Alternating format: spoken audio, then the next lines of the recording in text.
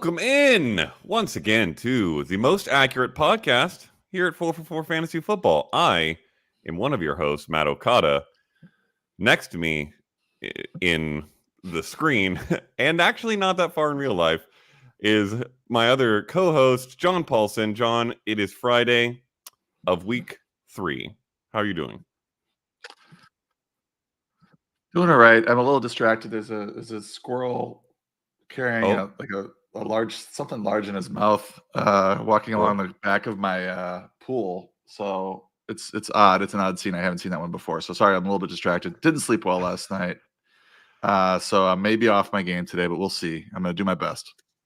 All right. Well, you know who else was off their game? Was the New England Patriots on Thursday Night Football. Hey, as a Patriots fan, I'm allowed to say that.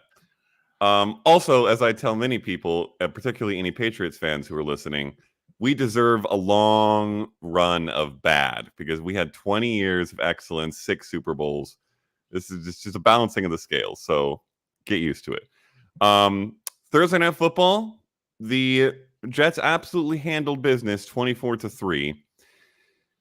From a fantasy perspective, I think the standout is probably, well, there's maybe a couple things, but the good standout is Aaron Rodgers, who completed 27 of 35 passes for 281 yards and 2 touchdowns. And those numbers are really good. To me, he looked as good or better than those numbers. It looked like he was back. Do you think this is more about the Patriots offense? The Patriots defense, more about him just getting further into the season, further away from injury, further into this offense, and that we will see this moving forward or somewhere in between? Well, I mean, the bottom line is that he's always been a very talented quarterback. And the issues that we saw late in his career at Green Bay were very likely driven by environmental problems with the age and experience of his receivers, comfort level with his receivers, lots of rookies, which he famously doesn't do well with generally. And then maybe some just kind of tired relationship with Matt LaFleur and, kind of doing his own thing in some cases offensively. And, that last season, he showed some signs of age and everything. But I think, like I said, the talent wasn't there. And now he's surrounded by a pretty good group of receivers, highlighted by Garrett Wilson, which the defense is very much trying to account for. You also have a good running game with Breece Hall, and you've got some peripheral guys, receivers that are, better. This group's better than what he had late in his career at Green Bay. So, I mean, it's not surprising to me that he tosses for 281 and 2 touchdowns, and he even ran for 18 yards, which is really what's been declining for him over the last five or so years, is his ability to run or willingness to take off. So, I think your plan to draft these old guys so far looks pretty good. We'll see if they, make it to week 8. But Cousins did okay in the last game, and Rodgers looked good here. I think we're gonna have some ups and downs. I think just generally as he gets to know his receivers and stuff. But he's got Allen Lazard there, and he's obviously got a really talented Garrett Wilson as the top target. And then one thing I wanted to point out was Tyler Conklin finally got going, 5 for 93 on 6 targets. I had him kind of faded in the rankings because it just doesn't seem like he was going to be as involved in the offense as he was last year, thanks to Rodgers. But it looks like Rodgers is now on board with the Tyler Conklin show. And then Lazard is doing well. Got the touchdown and a nice move. Only 3 targets for him, but 3 for 48 and a touchdown, highly efficient. And we got Mike Williams back, making some plays, even though he's still somewhat limited. 3 for 34 and 4 targets for him. Yeah, you hit on a lot of the goodness there. The old man quarterback thing is going to require Matthew Stafford's offensive line to do something if I want to really work out. But as far as the Jets go, so you touched on the periphery guys contributing. Allen Lazard, 3 for 48 and a touchdown. Mike Williams had 3 for 34, which doesn't sound that great, but he had done nothing and then very, very little in weeks 1 and 2 as he's come back from this injury. and now he looked involved. He was targeted on a touchdown that just barely missed. It looks like he could ramp up into a pretty usable piece moving forward. As far as this whole receiving crew goes, and then also you mentioned Tyler Conklin. Are you do you feel who do you feel like was going to be startable? Let me ask it that way. At least in a flex rest of the season.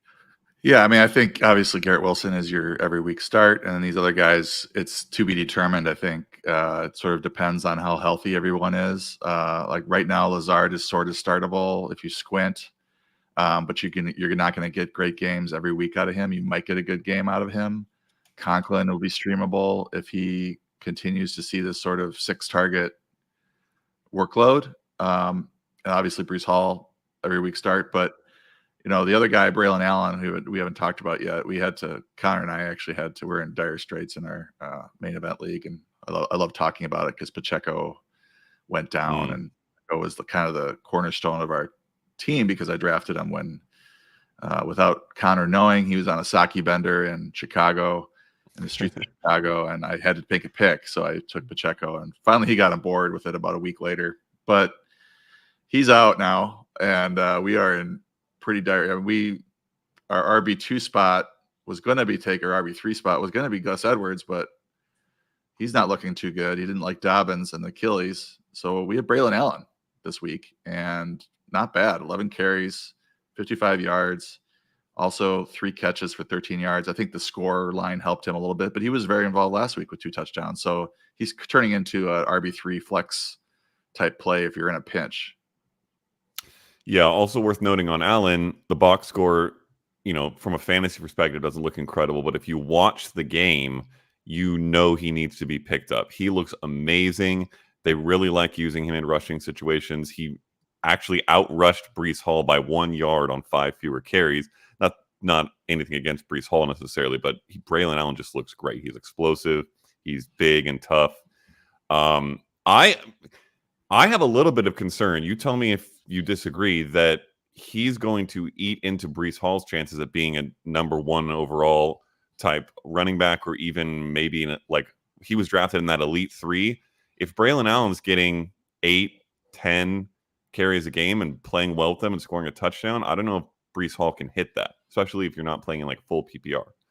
Yeah, it'll be interesting to see moving forward. I mean, Breece Hall got 20 touches in this game, and that's fine. True. To be number 1 overall, you might need more than that. It might need to be in the 20+ range. But, I think for a guy you're expecting to be a top 5 running back, 20 touches is just fine with the touchdown. And you're expecting him to probably be better than 3.4 yards per carry, which is what he was.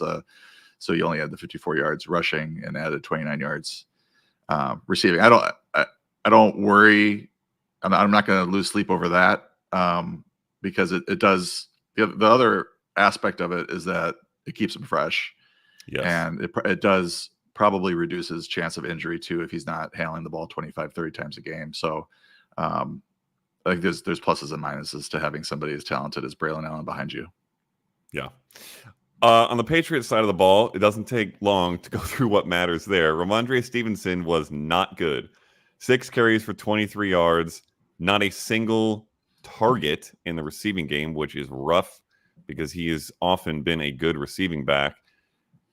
We're just going to have these, it feels like. He did get his pinky stuck in a face mask at one point in the game, actually got flagged for it, and then missed a little bit of time because I think the pinky was injured. And then when he came back, he fumbled, which took the 2.3 points he would have had and flushed that down the drain. So he was really bad for fantasy. But I think we're just going to get these games. The Patriots are not, despite what we saw in the first couple of weeks, going to be a good offense. They are going to have games they get blown out. And there are going to be games where Ramondre just isn't very good and Antonio Gibson gets a little work, which he did in this game. And it's just not pretty. But I think he's a must start still. Demario Douglas showed up finally. They talked last week in some pressers about getting him involved. He had 9 targets, 7 catches, 69 yards. I'm not going to be super excited about running to pick him up and start him because I think that we're just going to get a rotation in New England of who is useful as a receiver. Last week it was Hunter Henry. This week he had 2 catches for 9 yards, which is a microcosm of the tight end position this year. So that's pretty much it for the Patriots. Wasn't super great. We did see a drive from Drake May at the end of the game because it was so blown out. So he got his first NFL action. It wasn't the prettiest thing we've ever seen, but this team's not wonderful. So that was TNF. Quick reminder for Q&A, which we will get to at the end of the show. If you can focus your questions away from start sit, which you can answer yourself with John's rankings on the site, and towards bigger picture, what's going on with this, that, or the other thing in the NFL or a team or a player, trends, those are the things we love talking. So throw those kinds of questions in there. Trade questions too. We're good for that. We'll get to that at the end of the show. Let's get into some news and some injury updates. On the news front, this was a while ago, but we haven't talked about it yet. Bryce Young was benched for Andy Dalton by the Carolina Panthers.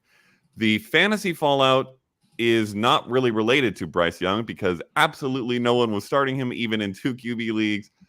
It was not pretty, which obviously is why they benched him. But Andy Dalton, a competent quarterback and dealer of the football, does this for you help Deontay Johnson? I don't think we want to go down to Adam Thielen. Anybody else on this team?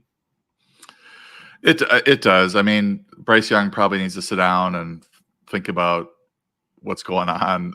He has a career 5.4 yards per attempt, which is dreadful.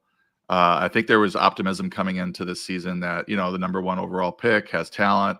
Dave Canales is in. He's kind of a quarterback whisperer. He has a reputation to be anyway with his work with Geno Smith 2 years ago. Great season. Baker Mayfield last year. Baker's continuing to play well. And then not seeing much, if any, progress for the first 2 games with Bryce Young. So certainly Andy Dalton, who is now 38, something like that. Career 7.1 yard per attempt. So I don't think we're going to necessarily get career numbers out of him. He's been, for the last 5 or 6 years, kind of in that mid 6s, 6.2 to 6.6. He did have a 7.6 yards per attempt in 14 starts for the Saints and 35, his age 35 in 2022. So there is potential, especially if Canales is good, as we thought he was, or we think he is, that this offense could be significantly better with him. It might take a game or 2 to get going, but I certainly think this is good for Deontay Johnson and makes him, it gives him, especially after what happened in the first 2 games, really boosts his stock because he'd been dipping there. And certainly if you're looking at the next month with Bryce Young, you weren't really excited about starting Deontay Johnson. I think now you can, even if it's kind of an unknown right now what sort of rapport he'll have with Andy Dalton, but Dalton's been around the league for a long time and should be able to step in and produce some decent numbers. And that'll be a big boost compared to what's been going on. I think that I have firmly entrenched myself in the camp of get a bridge quarterback when you're drafting a highly drafted rookie.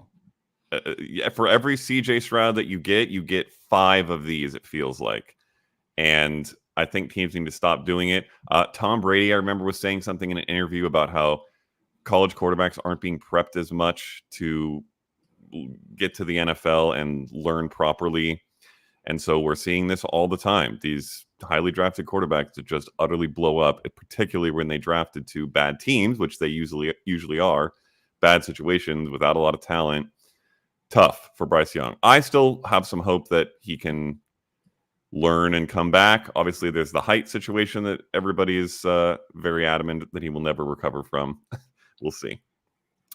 The one other thing, a bit of news that I wanted to discuss, it's not so much news as it is a league-wide trend through 2 weeks, is the tight end situation.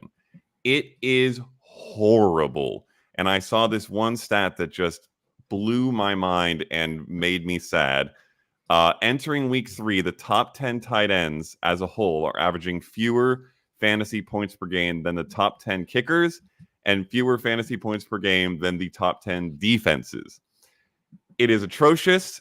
Almost every single tight end that we drafted highly is either injured or not performing. Trey McBride had a great game last week, so that's one. If you drafted Brock Bowers, you are super excited. He might be the best fantasy tight end. He's certainly been the most consistent. And then George Kittle has been pretty good, but George Kittle over the last several years has been quite good and then disappeared for bits at a time. There's a lot of talent on that team, although a lot of it's currently injured. What is your outlook, temperature situation? Who do you trust? Who are you going for? Do you think this will change or fix itself? Where do you stand? Well, I did see a good thread by JJ Zacharyson about the tight end position. He was digging into it, and really, tight ends are bad, but everybody's bad. The offenses are just bad right now. Everyone is scoring poorly. I'm just reading one of his tweets here. This is the lowest scoring tight end group through 2 weeks since 2014. Wide receiver scoring, though, is second to last. Quarterback scoring is 10th out of 11th seasons. So offenses suck right now is basically what he's saying. Yeah. So I think this is just to me, not a reason to panic after 2 weeks. I think you get into, weeks. If Sam Laporta is still struggling to even get targets, after week 4, then you start to really ask what's going on, because these teams head into the season, they have a plan. They're not doing a whole lot in preseason anymore. And it takes a week or 2 to iron things out. Everybody's asking questions about why the star players aren't producing. And teams like the Lions have actually kind of struggled offensively and need to get the ball more to Sam Laporta.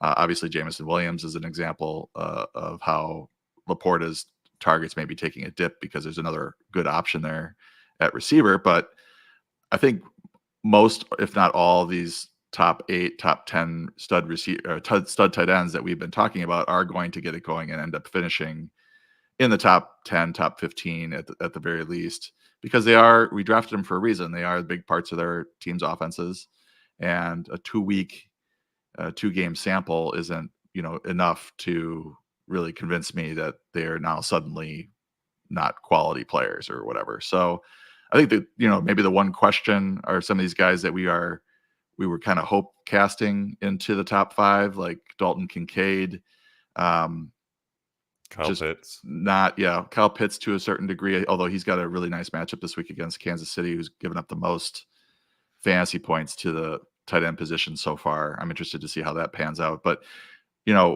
guys that hadn't really done a whole lot, and we're expecting them now to take over, Kincaid specifically, as the number 1 option in the offense, just hasn't happened. I worry a little bit more about him than I do a Mark Andrews or a Sam Laporta, because of what they've done throughout their careers. At least with Andrews, we know, a longtime producer.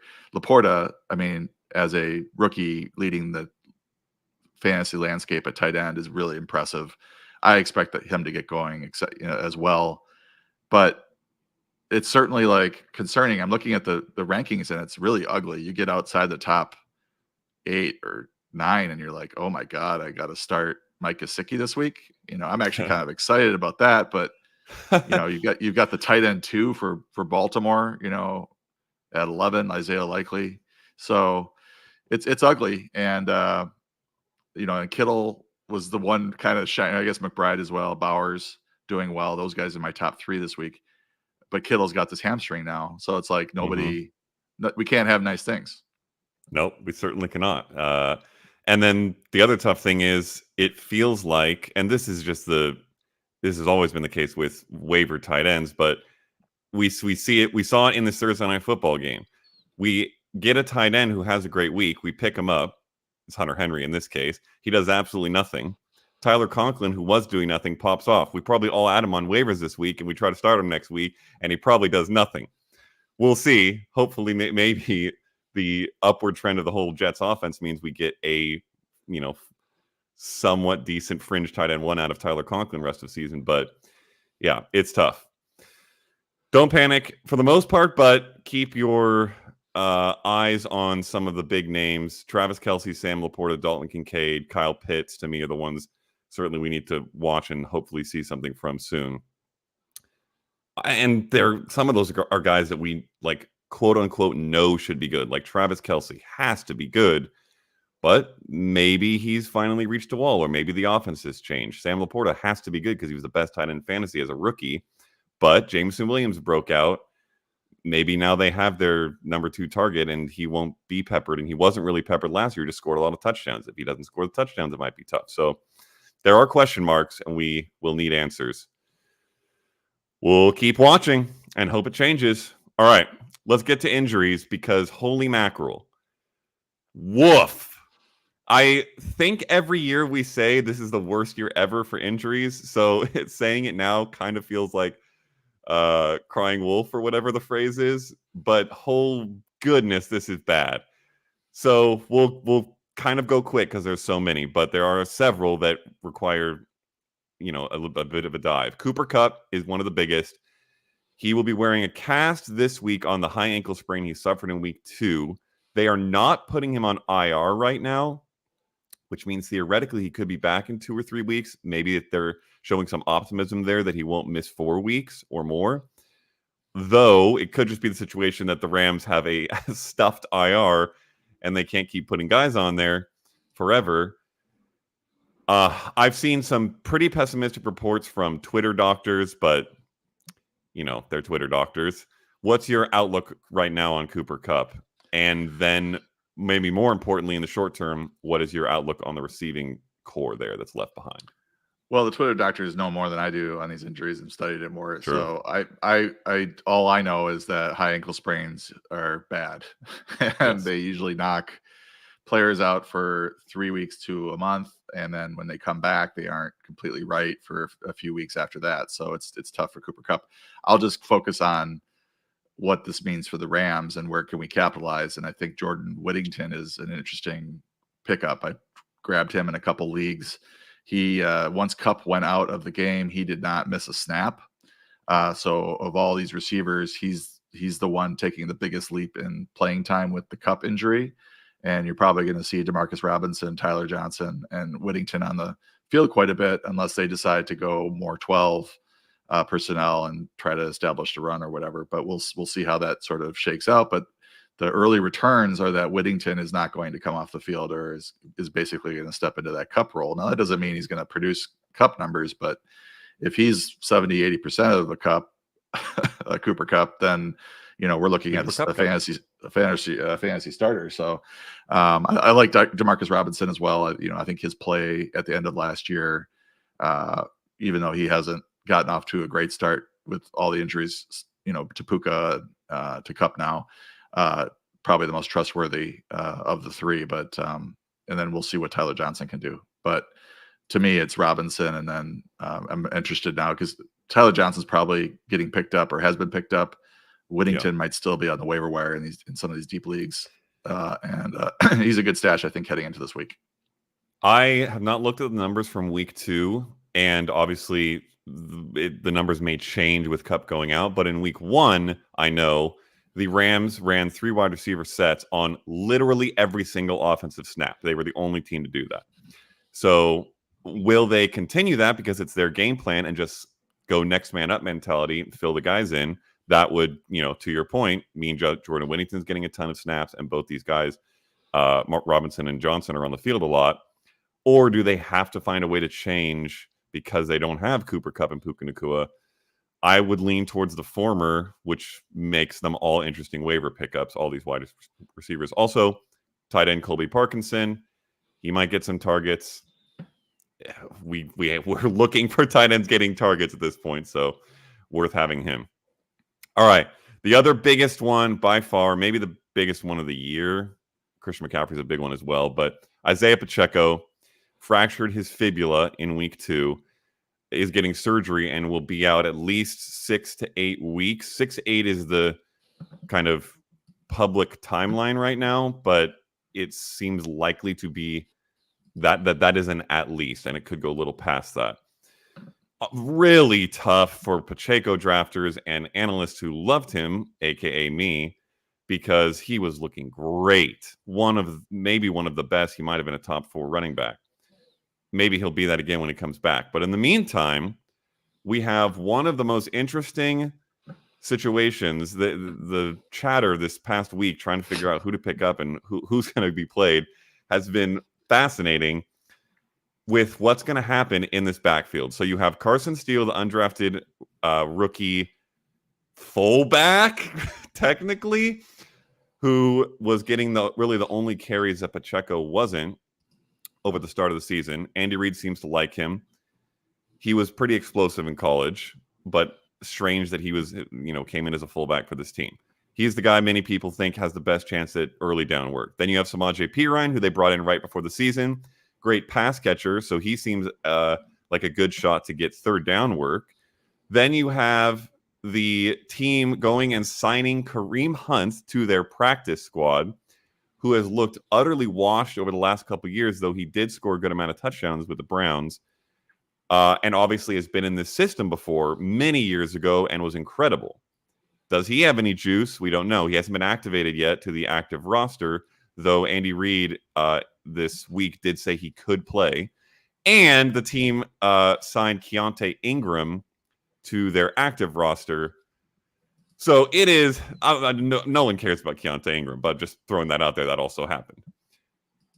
What is your current, what is the word for the doctors use to describe what is going on with your... Thank you. Prognosis. Yes, prognosis. Can you tell I'm not a doctor? What is your current prognosis on this situation? Yeah, this is a funny one, especially looking at different waiver bid prices on these different players, because I think people are falling into maybe three different camps. The Carson Steele camp, the Perine camp, and the Kareem Hunt camp. And I don't think Ingram has a camp at this point, but Ingram is ahead of Hunt at the moment. If Ingram's on the active roster and Hunt's on the practice squad, then one's the 3 and one's the 4 right now. But Andy Reid is saying that Hunt can play. People, and it's funny because I feel like there's ageism in fantasy football, but for some reason a running back gets signed off the street who had a great one fantastic season as a rookie, 1,327 yards rushing. I mean, obviously he had some good seasons after that, but looking at his last couple of seasons in Cleveland, 3.8 yards per carry in 2022 as a 27-year-old, 3.0 yards per carry last year. Didn't surpass 500 yards rushing, even though he got 123 and 135 carries. Better pass catcher, but they already have their pass catcher who is probably as good at right now or better in Perine. So the way I think this is the player I went after or tried to get was Carson Steele, because the Chiefs signaled that they liked him more than anyone else that was available, including Kareem Hunt, when they went into the season with him as the primary backup to Isiah Pacheco. He had the only other carries of any running back on the roster. He's had 9 so far for 27 yards. Not great, but he had a really good preseason, multiple good runs and breaking tackles, and they were giving him the ball in key games already this season, key moments, I mean. So I think he comes in and is the primary ball carrier. He actually caught 58 passes in 3 years in college, and Samaje Perine caught 40 in 3 years, I think, at Oklahoma. So it's not like he can't catch the ball. Perine obviously has, over the course of his NFL career, really carved out a niche for himself as a third down back. So I do think that the reason that they brought him in is for that sort of role. You're probably going to see kind of an ugly committee, and it might not be productive on a weekly basis like Pacheco was, because Pacheco is getting 3 downs work. So I think we'll probably see Steele first and second down goal line, maybe a catch or two, a target or two, but not a lot of work in the passing game. And then Perine coming in on third downs for pass blocking and pass catching. And you could see him potentially having a little run of Jerick McKinnon games. It's not impossible. That's the role. I don't know if McKinnon is better than Perine. They're probably about the same in terms of talent at this point in their career, in his career anyway. So that's where I'm at with it. I'm not going to have either ranked really high unless we see something that's vastly different than that in games. And I didn't pay any attention really to Kareem Hunt. That might backfire, but when a guy's a free agent this long and coming onto the practice squad with 3 guys ahead of him, I'm not going to spend a lot. And there were some big bids on Kareem Hunt. I think people might have misspent there, but we'll see. Yeah, I mean, he has to have some rediscovered juice for those guys for that to pay off at all. If he does somehow have some rediscovered juice, I do think he might have has shown in his career one of the most well-rounded skill sets of this group, and Andy Reid has used him to great effect. But that's a very big if, because as you said, last couple of years, super inefficient.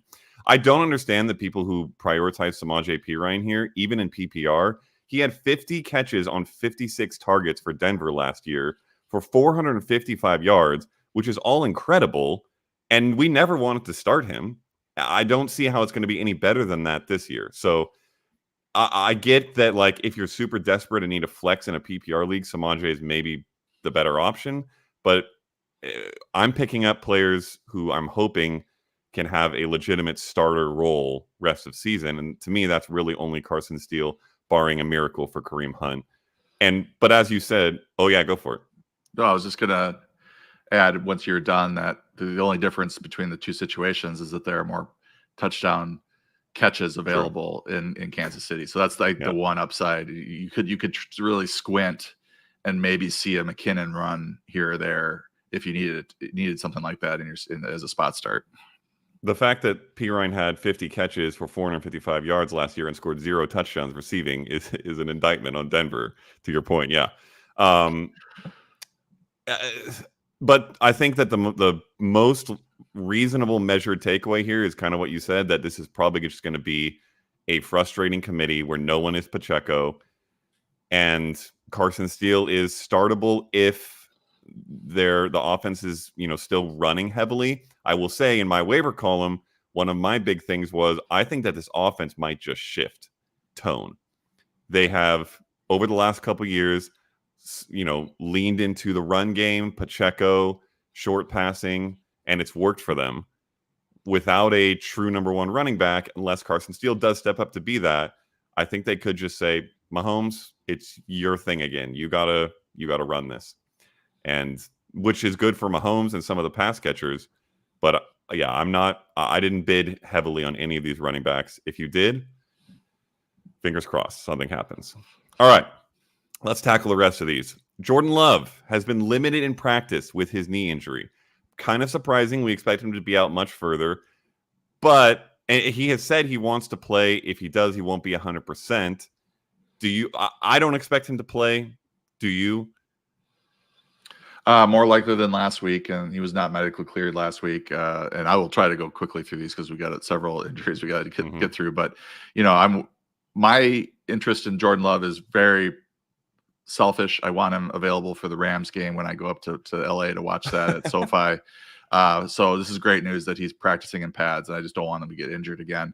I think that he probably doesn't play this week because the Green Bay, they did well last week with Willis with the game plan. I don't know that they can pull that off against Tennessee with only attempting so many passes. It was 14 or 12 or whatever it was.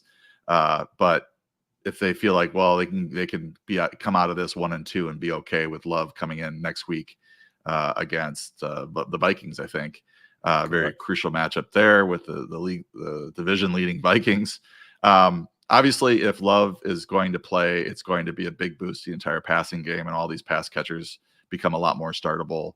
Malik Willis did great last week, but he's limited in terms of the numbers that he's going to produce based on how they're going to run their offense. So I don't think he's going to play Love, but the good news is that they play early on Sunday, and we should be, have all the information before we have to make our starts.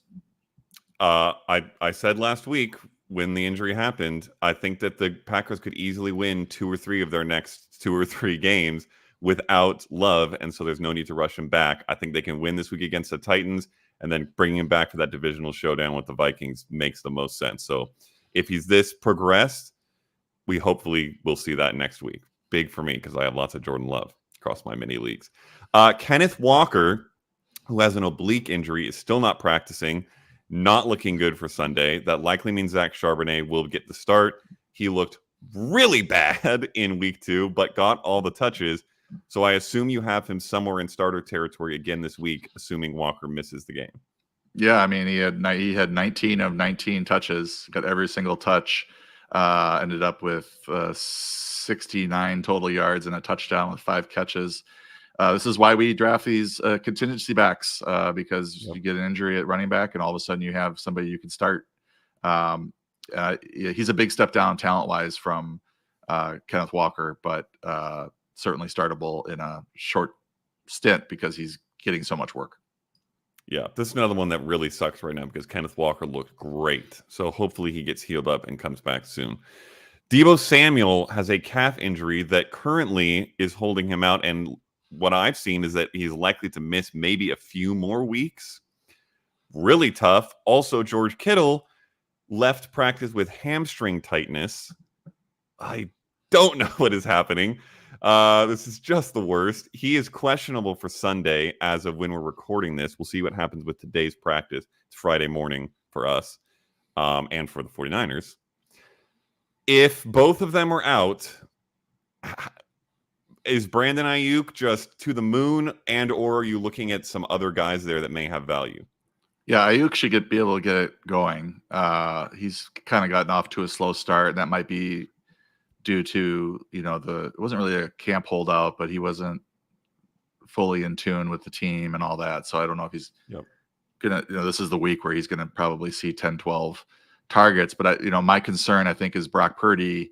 If you start losing, like I think if Kittle's there and you've got Ayuk, you're okay, and you've got Jordan Mason and Juwan Jennings, you're probably okay with Purdy. But if you're losing Kittle as well and you're down to Ayuk and your wide receiver 3, wide receiver 4, you've got your backup running back who's not a real good pass catcher, you're starting to worry about Purdy when you compare him to guys like Jared Goff, Baker Mayfield, Derek Carr, who are right below him in the projections because he's really efficient passer, but excuse me, has always had a number of great weapons to throw to.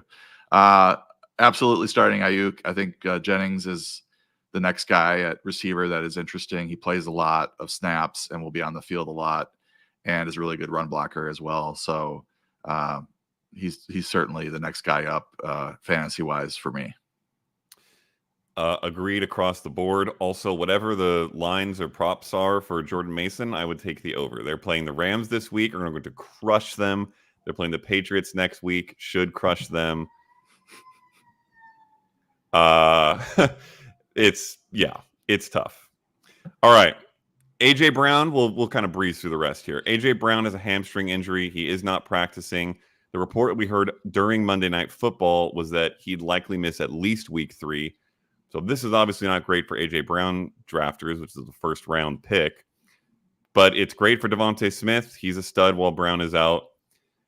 Is there anyone else there? I think, is it Britton Covey who got a bunch of targets? You're not a bunch of short lineups. Short targets, not real appealing unless you're desperate in a really large PPR format. I think Dallas Goedert's the other interesting guy who gets a little bit of a boost with Brown out, but Devonta's a must start. He's in my top 5 this week. Nice. Joe Mixon is not practicing yet with an ankle injury. Seems he's probably unlikely to play. It looks like Dameon Pierce is also dealing with an injury, so it looks like we're going to get the Cam Akers show in week 3. How high is he for you, and are you rolling him out in starting lineups? Well, my aforementioned main event league with Connor, we landed Akers off the waiver wire as a spot start. I've got him at 26. The Vikings in half PPR. The Vikings have played pretty good rush defense so far, but he's likely to be like a Charbonnet type where he's getting all the touches for Houston if Pierce remains out. I do think Mixon's going to miss. It looked like he had a high ankle sprain based on the Twitter doctors, so it's unlikely he's going to be able to make it back this week, especially. So I think Akers is a pretty safe start there as a low end RB2. Jake Ferguson has been a limited participant in practice this week, which is a good thing. He's coming back from this knee injury. It's looking optimistic for him after we thought he might miss significant time. Keep an eye on the practice reports for today, Friday, to see if he's likely to go on Sunday. But if he doesn't, I think he should be back pretty quick after that, which would be great for our hurting tight end needs. And T. Higgins finally returned to practice with this hamstring injury that has kept him out for what feels like years. Limited, but he is practicing. That would be huge, especially if he goes this week. They're playing the Commanders, who I think there are some college defenses that might restrict passers and receivers better than the Commanders. So if Higgins is healthy, if he gets in a full practice and is a full go on Sunday, that would be nice for him and for Joe Burrow. Regardless, it seems like Higgins is probably finally working his way back to starting for your lineups, which is great because he's just been languishing on people's benches. Well, I would just add that they actually play Monday night, so that makes it a little bit tougher. Yes.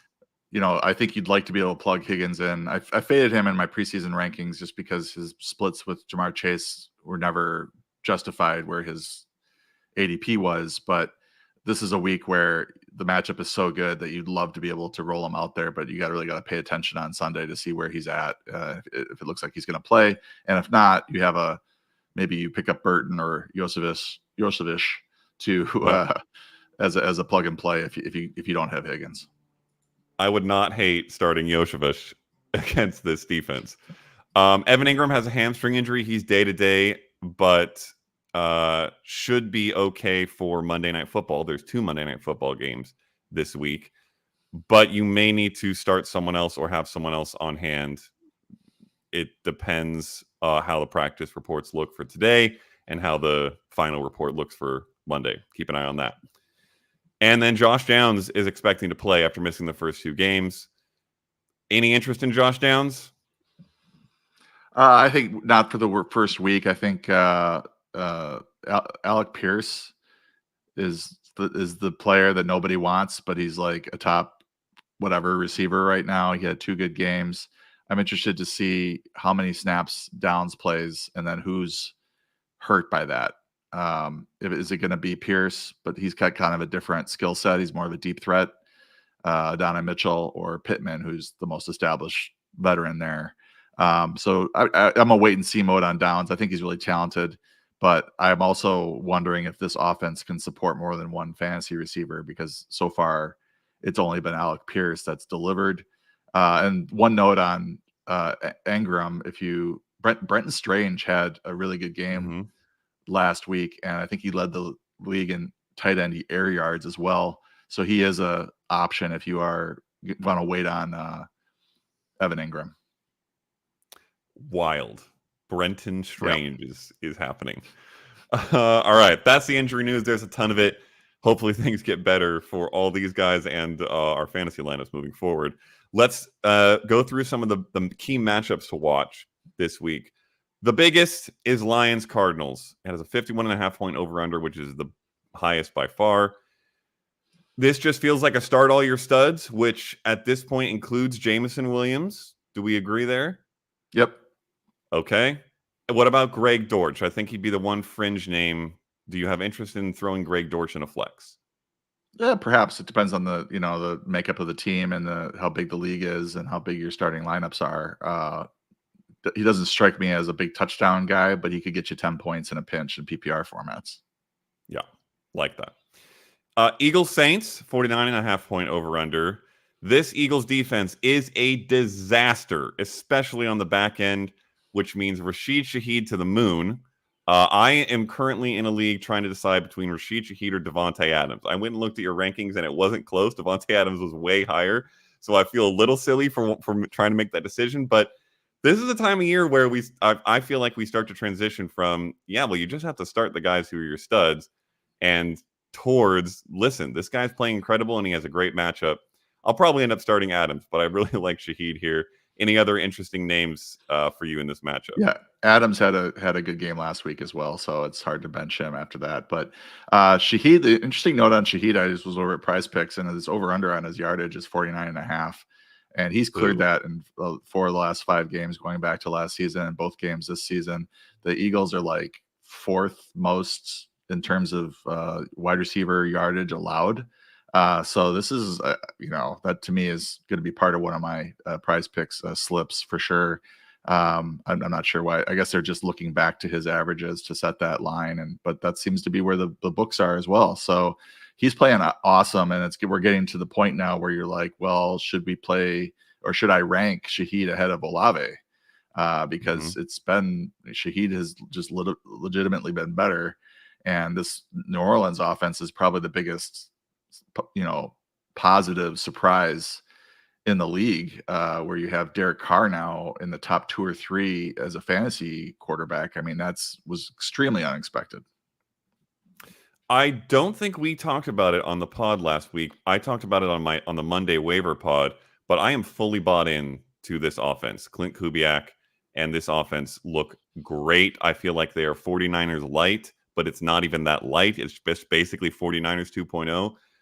It's crazy to buy in on Derek Carr and an offense that's been bad for many, many years, but I'm doing it. I'm sold. Sign me up for everything. So yeah, roll these guys out. Kamara, it might be a top 5 running back rest of the season, especially if you're in any. Yeah, his ADP was ridiculous for what he did last year. I know he's getting a little bit older, but he's one of these quote unquote dead zone running backs that is just producing like crazy. And I think he was going to produce anyway, but now he's really benefiting from this offense. And I think my favorite thing about the Saints is all the Bears fans and how miserable they are that they have Shane Waldron instead of Clinton Kubiak. Yep. I mean, as a Packer fan, it's fun. I'm worried about Caleb Williams turning into a Hall of Famer, but the early returns on the Waldron offense are not great. No. Spoiler alert. Offensive coordinators matter, and any of us could have told you Waldron is not good for your modern offense. All right.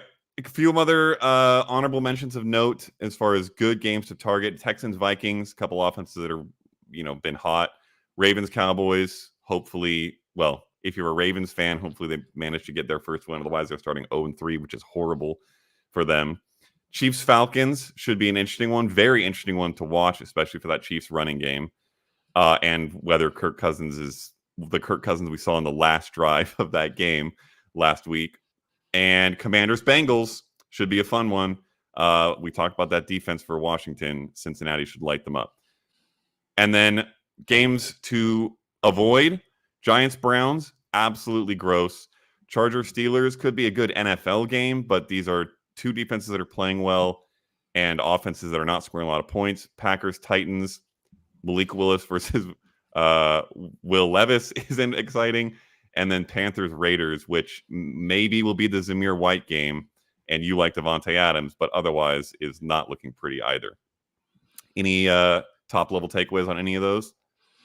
Yeah, I think you're still starting some of the stars in those games, but if you're tiebreaker and you're not sure who to take, you might want to pick one of the players in the higher scoring game. I mean, you got a 10-point difference in the highest, 12-point difference in the highest over under versus the lowest over under. That's an extra touchdown per team. So, there's going to be a lot more scoring in those games. And that means a lot more fantasy points.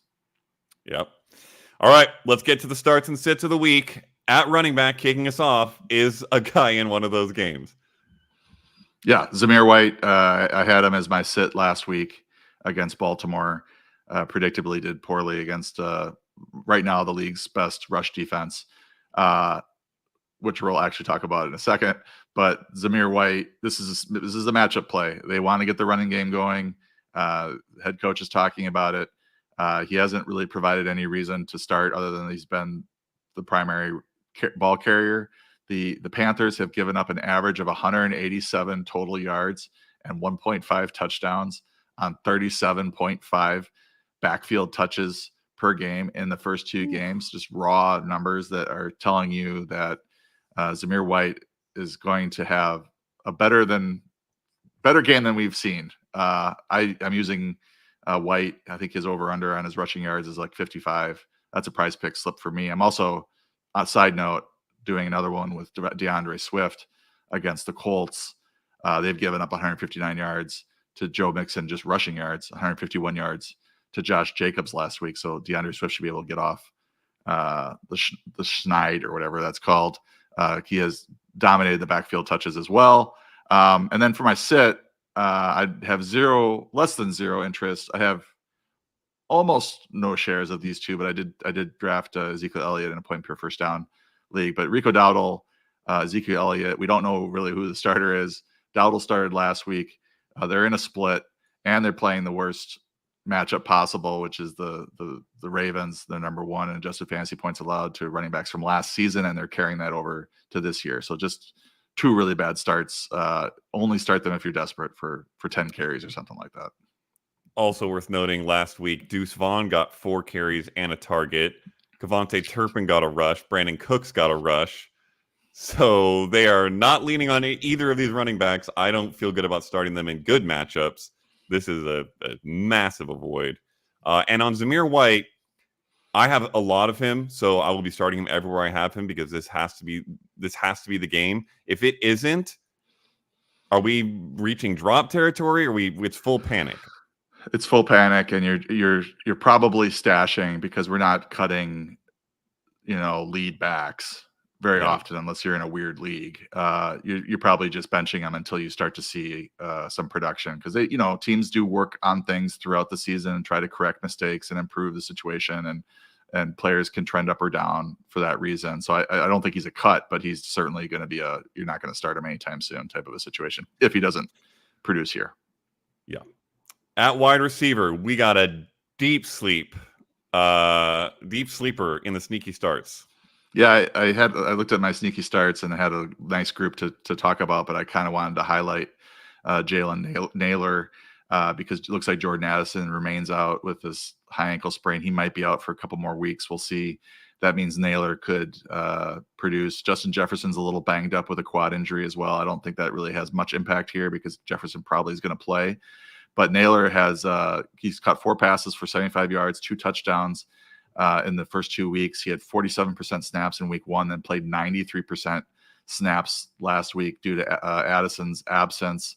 The Texans gave up big games to Alec Pierce and Ashton Doolin in the first game. They did a pretty good job against the Bears, but last week, but that's more probably about the Bears than it is about the Texans defense. So I think Naylor, last year the Texans were 28th in adjusted fantasy points allowed to receivers. I think they'll probably be, bottom 10 again this year. We'll see when the numbers come out next week, but Naylor can play a role in that by having a good game this week. I think he's a useful spot start if you have to start 3 or 4 receivers and are a little banged up at that position. Where do you stand currently on the Sam Darnold is fixed question? Well, we talked about Darnold as this, and maybe it was kind of half joking, but at the same time, over the last couple of seasons, we've actually seen pretty good efficiency and production from Sam Darnold. And, heading into this year, we felt like he was probably going to get benched eventually for JJ McCarthy. But the play in the first 2 games, especially against a good 49ers, pretty good 49ers defense last week. Is he fixed? I don't know, but he's moving up the rankings. He's a high-end mid-range QB2 this week, given the matchup against Houston.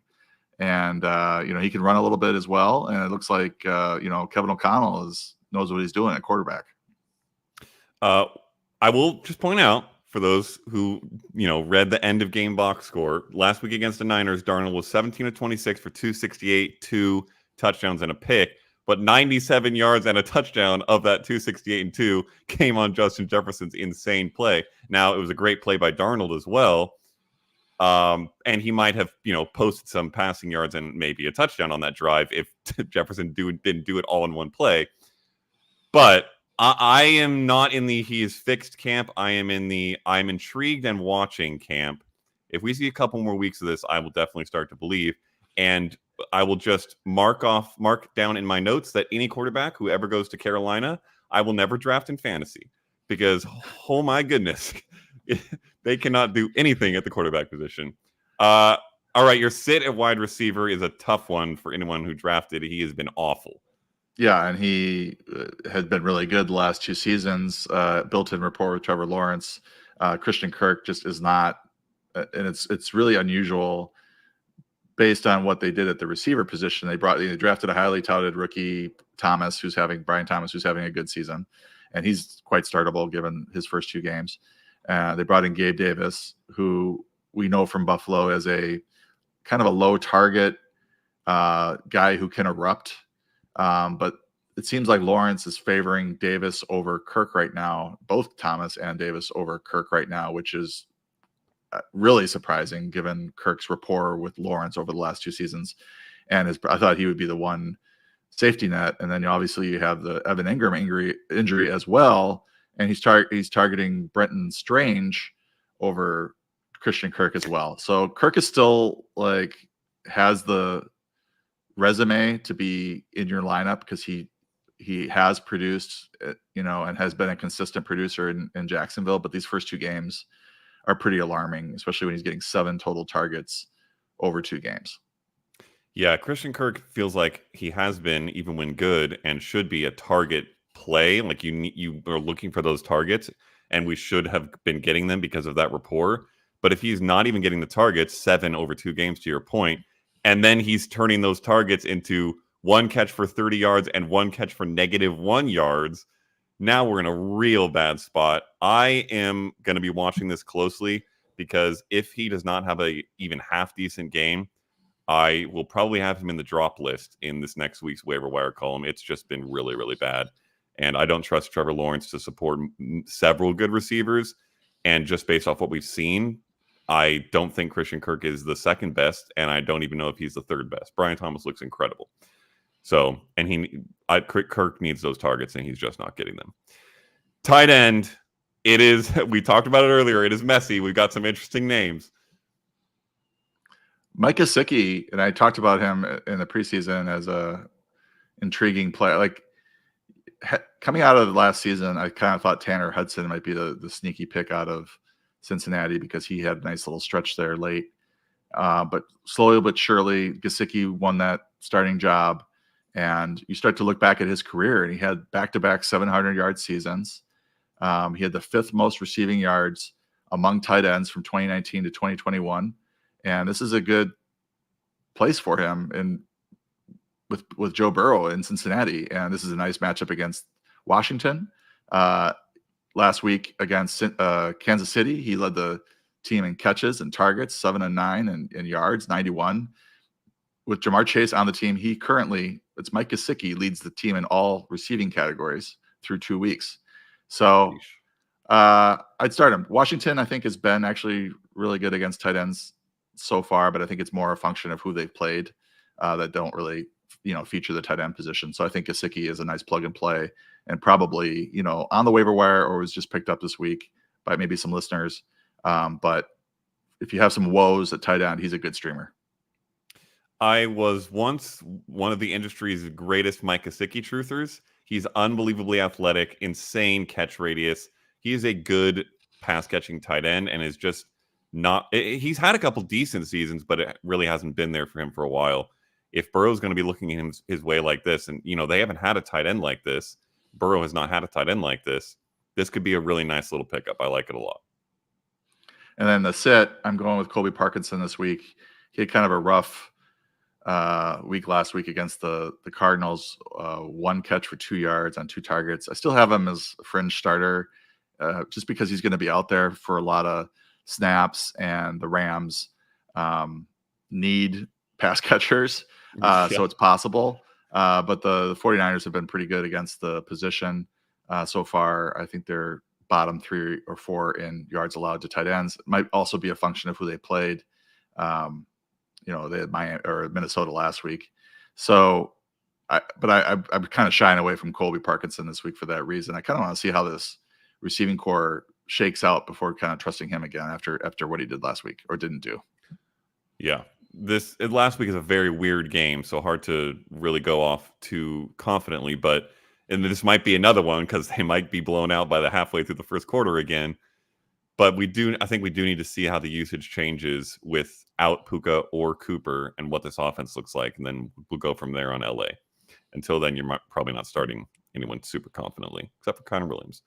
And at quarterback, the start of the week is the man, the number 2 quarterback in all of fantasy. Derek Carr. I can't believe it. Number 2 fantasy quarterback through 2 weeks. 43.1 fantasy points scored. The Eagles have given up 16.4 to Jordan Love in Brazil in week 1, 17.5 to Kirk Cousins last week with that comeback by your old man, Kirk Cousins. So this is just a good, hot quarterback at home in a good matchup. So start him. Don't think too much about it.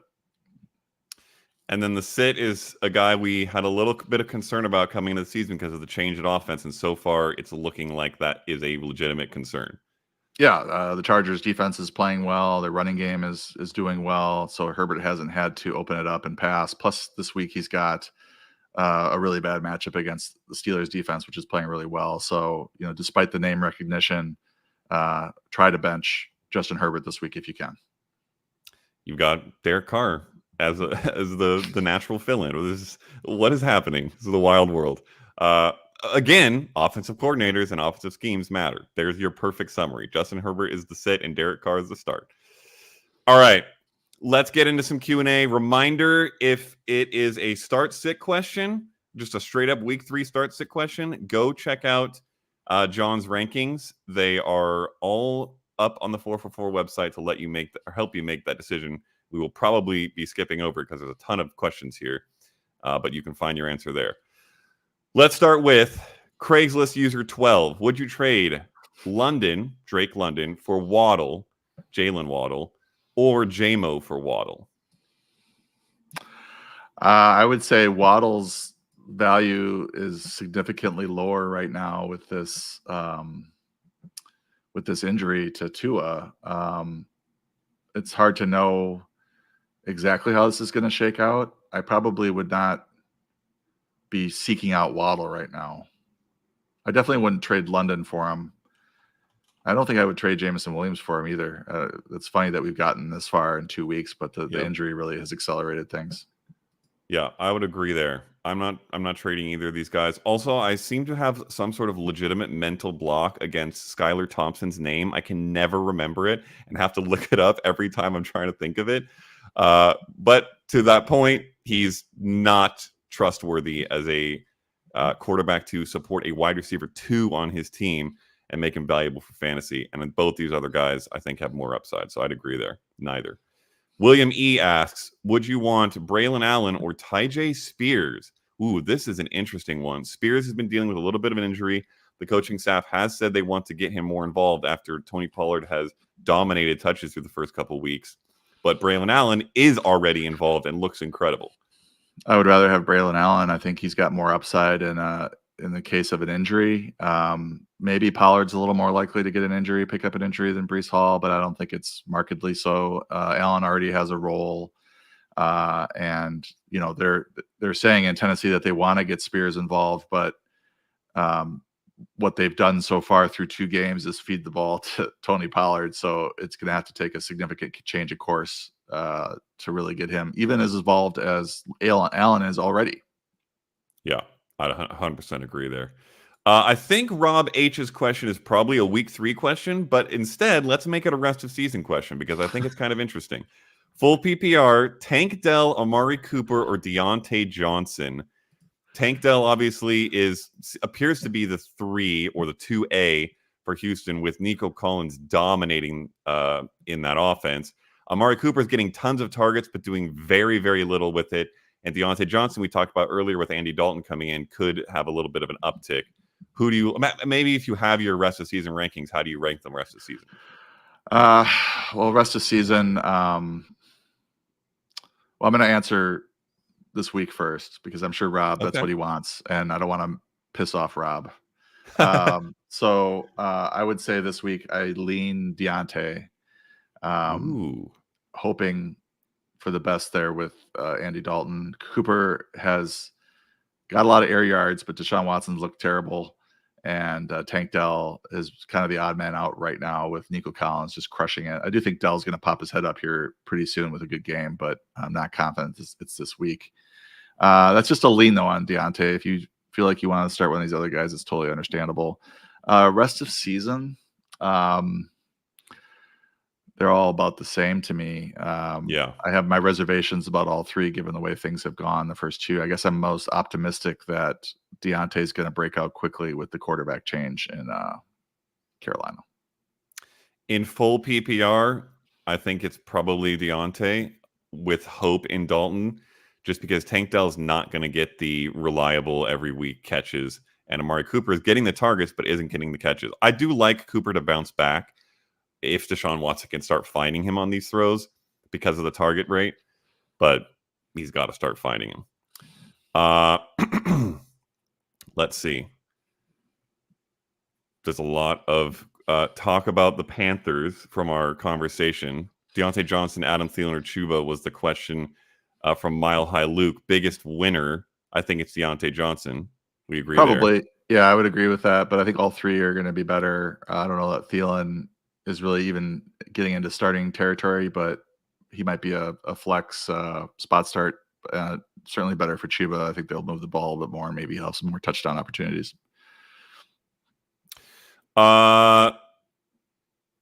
Lee Ving says, take me back in time and tell me to bench Ramondre Stevenson. Not a question, but just an amusing anecdote. Yeah, that was tough. Let's go to... Well, I just want to comment on Stevenson. I didn't get a chance to. Yeah. He had looked really good first couple of weeks, very productive, and the Jets had been giving up a lot of rushing yards. So the process there was correct to probably start him as an RB2. It just did not work out. And he didn't, like, you think that if they do fall behind that he's going to get 5 or 6 catches, and that didn't happen either. So it was like a perfect storm of badness when it came to Ramondre Stevenson. Yeah, I'm going to hope, we haven't heard any clear reports on this, but hope that the pinky was a large part of the problem there, and that when he's fully healthy, he should be back to, really, he was a stud over the first couple of weeks. So hopefully we see that. Leaving went on to say Pat should be relegated to the CFL. You know what? Fair enough. Let's see. Rodrigo Arguelles. There's a lot of names here. Jamar, Justin Jefferson, Rashee Rice, Trey McBride, Jordan Mason, Kenneth Walker, Zach Moss, Jonathan Brooks, and Purdy. So this is a trade question. Trade Kenneth Walker and Jordan Mason for Jonathan Taylor, Jaden Reed, and Xavier Worthy. Interesting. Yeah, this is looks like a short-term to long-term. Because you're gaining value probably in the long term with Taylor being a really solid RB1. Jaden Reed will be better with Jordan Love when he comes back, and Worthy obviously looks pretty good given his role. Mason is more of I wouldn't say he's a ticking time bomb, but if McCaffrey comes back, he's going to go from being an RB1 to being an RB3 or 4. And then Walker's already injured. So I might do this because you're replacing Mason with Taylor, and then you are losing Walker for the rest of the season, but you're getting a couple of good receivers. Yeah, and I mean, another way to look at it is with Walker injured, you kind of have Mason as your main guy while Walker is hurt, and then when CMC comes back, Walker will be back. So you're kind of have one RB1 there. If you swap that for Jonathan Taylor, then you're getting a free Jaden Reed and Xavier Worthy. So that's kind of nice too. So I think this is solid. Go for it. This might be another week 1 question or week 3 question, so we can answer it that way as well. But it's a very interesting one, I think, rest of season. So maybe we take it both ways. Anthony Richardson or Derek Carr. And this is one I've seen a few different places. Obviously, they could not be more different as players. Anthony Richardson is unbelievable as a rusher, has been putting up fantasy points that way, but has been awful as a passer. Barring a couple big plays every week, he has been terrible, sub 50% completion percentage. His current completion percentage would be the worst in the season by any quarterback since Tim Tebow in 2011. So it is bad. This week, if you want, and then rest of season, which way do you go here? Well, I've got Richardson at 9 and Carr at 14, but this question makes me question that because, like, who am I more comfortable with right now? And then, like, I would say, oh, Carr's got a higher floor but a lower ceiling. But does he really have a lower ceiling?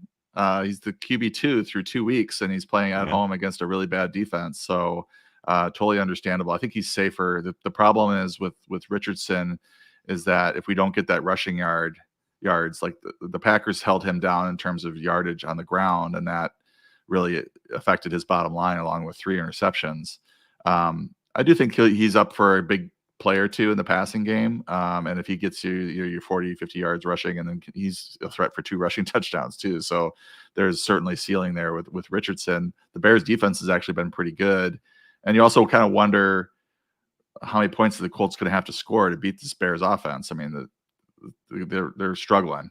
So much higher scoring game probably there in Philly or Philly and New Orleans. So I kind of lean Carr if you want some safety with upside. I would agree. Which is an amazing thing to say.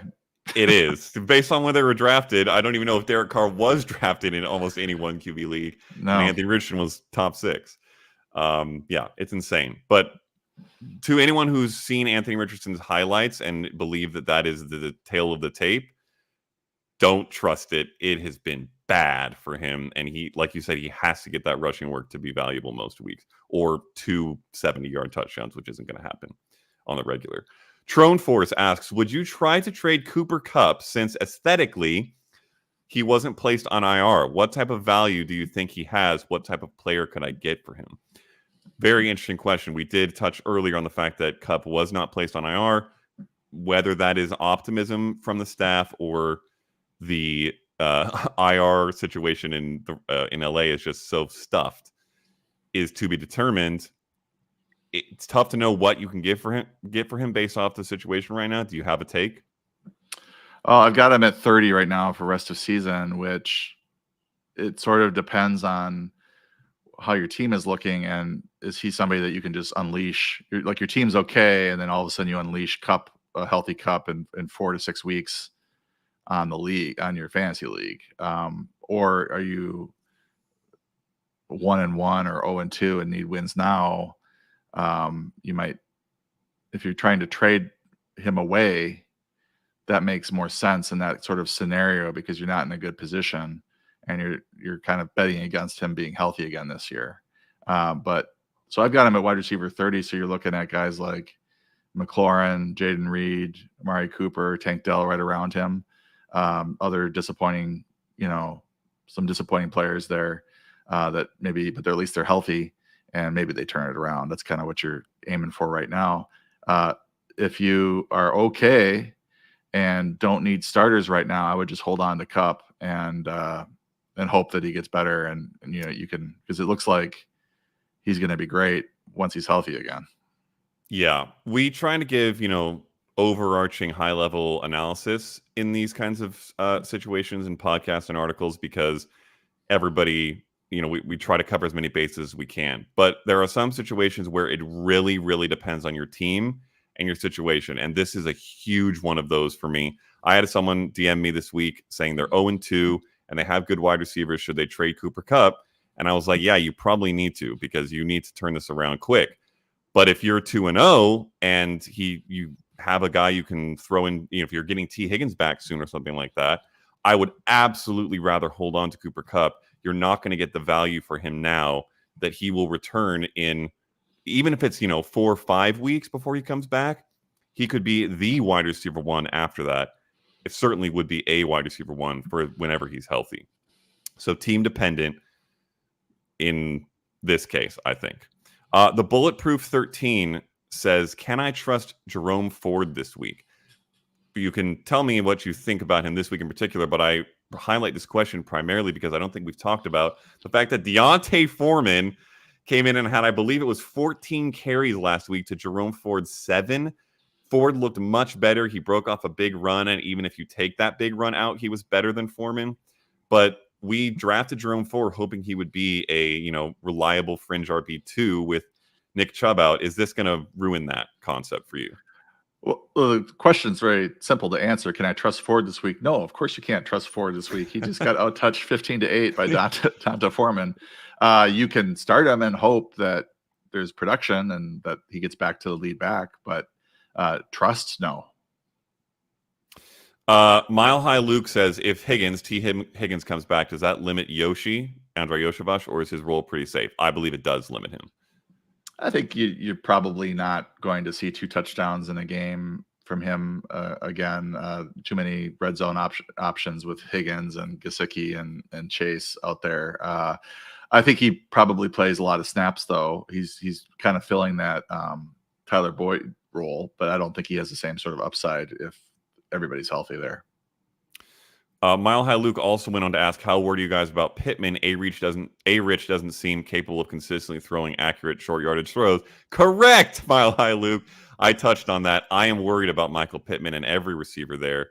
I know that Alec Pierce has had a couple big games, but that I don't think those are going to always be there. And Pittman's not getting the work or the reliable target quality that we would need for him to be the wide receiver 2 we thought he would be. You have any disagreements there?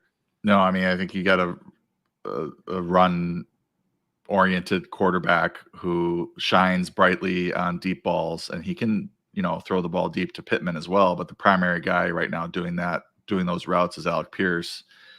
And even last week, it seems like Richardson is looking for Pierce when he in scramble mode, and he caught him for a touchdown as well in the back of the end zone. So the concern with the Colts coming in was how many fantasy starters could they have, and we thought Pittman was safe because he is their primary, most talented route runner receiver, but there's only so many passing yards and touchdowns to go around. And if one other guy is going off, then there's not going to be enough for Pittman. So I'm fairly worried about him. I have him probably ranked as a wide receiver 3 at this point, but he's another one of these guys like McLaurin and Dell, which just are off to slow starts and could get, talented players that could turn it around, but it's a little bit worrisome. All right. We got a million other questions that we will not get to, unfortunately. I think next week, thank you all for being in this chat. We will try and maybe shorten the rest and hit more of these questions because there's a ton of good ones. We'll end with this one, though, because I think it's an interesting rest of season look. The 2 rookies, Donovan Vang asks, should I trade Malik Neighbors for Marvin Harrison Jr.? Who do you like better? I favor Harrison due to the quarterback situation. I think they're both really talented. Neighbors is obviously really good, getting a ton of targets from Daniel Jones, but I'd rather have the guy with the stable, better quarterback in Kyler Murray. Yeah, I'm agreeing there. Great week last week, and it should continue. All right. Packed show. We will have more of that next week. And week 3 on the horizon. Technically started. The rest of it is on the horizon. Should be a fun one. We will see you next week. I will see you on Monday. John will see you all over the articles and the rankings. Go check those rankings if you need start-sit decisions that didn't get answered here, of which there were many. So hit those up. Any closing statements, John? Thanks to everyone for listening. I know people get frustrated if they ask a question in the chat and then they don't get it answered, but this is primarily our Friday podcast to inform about injuries and bring you up to date, get a little peek behind the window in the rankings and talk about things that might happen on Sunday in terms of where people will be ranked if somebody's in or somebody's out. So sorry we can't get to all of them, but there's just a time limit on that. And thanks for sticking around. Worth noting, I believe you have an AMA later today. I do. At noon Pacific, I am going to get jacked up on coffee because I'm right now hitting a wall. But yeah, if you have a question and you're in our subscriber Discord, you can ask it there. I usually get to all of them since there's fewer people there in the Discord relative to the 15-minute YouTube chat here. So or Q&A, I should say. So yeah, 3 p.m. Eastern, noon. Get in the Discord, and you can ask your question there. Do it. And if you aren't in there and can't get in there for some reason, you can hit me up on Twitter. I know you can try to hit John up. He's very famous and popular, so it's harder to get into his DM. All right, we will close it there. Thanks for being here. See you all next week. Adios.